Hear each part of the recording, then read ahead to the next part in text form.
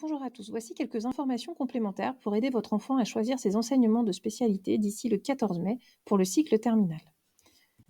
Pour mémoire, votre enfant va suivre 3 spécialités l'année prochaine, il en abandonnera une et en suivra 2 en terminale. En première, cela se présente sous le format de 3 fois 4 heures et en terminale de 2 fois 6 heures. Ces 12 heures de spécialité ont un grand poids dans l'emploi du temps de votre enfant et cela a des conséquences aussi sur l'évaluation.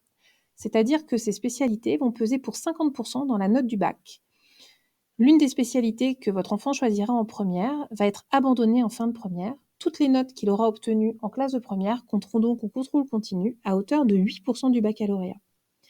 En ce qui concerne les 2 spécialités qu'il va choisir de poursuivre en classe de terminale, chacune d'entre elles sera évaluée par une épreuve finale au mois de juin, qui, pour chaque épreuve, comptera pour 16% du baccalauréat. Vous constatez donc qu'entre ces 16% x 2, cela fait 32%, plus 8%, 40. Nous sommes déjà à 40% du bac. Par ailleurs, votre enfant passera une épreuve orale, le grand oral, qui compte pour 10% de la note du bac et qui est aussi en rapport avec ses spécialités. En fonction de la spécialité sur laquelle il tombera au baccalauréat, cette spécialité aura donc un poids de 16 plus 10%, soit un quart du baccalauréat. Le choix des spécialités va donc représenter un poids important dans les notes qu'il obtiendra au bac. Pour rappel, les spécialités proposées au LFM sont les suivantes. Je ne vais pas vous refaire la liste, vous connaissez déjà ces spécialités. Cependant, attention, l'une des spécialités qui était proposée jusqu'ici ne l'est plus. Il n'y a plus langue, littérature, culture étrangère et régionale en anglais. En ce qui concerne les langues, nous proposons à présent la spécialité langue, littérature, culture étrangère et régionale en espagnol et anglais monde contemporain. Je vous présente ici une diapositive que vous avez déjà vue lors de la réunion du mois de décembre. 3 grands pôles vont être décisifs pour aider votre enfant à faire ses choix. La première chose, c'est que comme votre enfant va passer 12 heures par semaine sur ses spécialités, il faut qu'il ait une certaine appétence et donc qu'il éprouve un certain goût pour ses spécialités.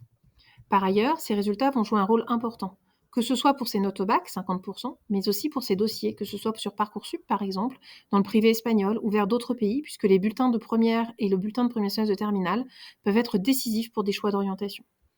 S'il a déjà une idée quant à son projet d'orientation, peut-être que certaines spécialités sont nécessaires en fonction des filières qu'il souhaite faire, ou peut-être qu'une certaine association peut l'aider à réaliser son projet d'orientation.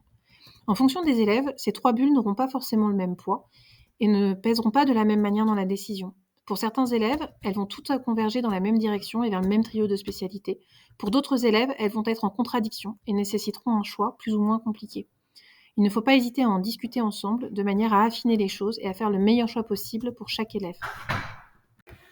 Merci beaucoup de nous avoir écoutés. J'espère que cela a répondu à vos questions. Si vous avez des questions, je vous rappelle que vous ne devez pas hésiter à contacter le professeur principal de vos enfants.